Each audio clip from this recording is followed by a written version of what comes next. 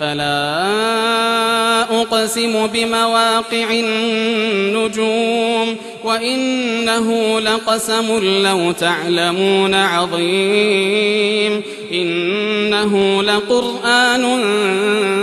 كريم في كتاب مكنون لا يمسه إلا المطهرون تنزيل من رب العالمين أفبهذا الحديث أنتم مدهنون وتجعلون رزقكم أنكم تكذبون فلولا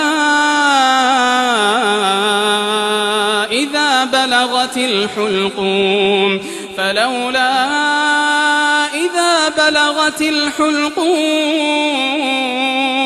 وأنتم حينئذ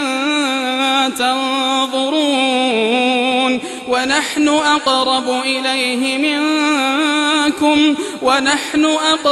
إليه منكم ولكن لا تبصرون فلولا إن كنتم غير مدينين ترجعونها إن كنتم صادقين فأما إن كان من المقربين فروح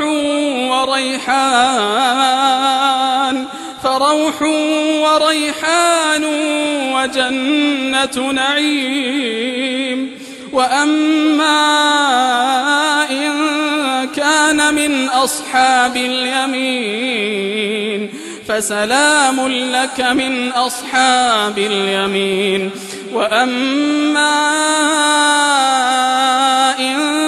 كان من المكذبين الضالين فنزل من حميم وتصلية جحيم إن هذا لهو حق اليقين فسبح باسم ربك العظيم.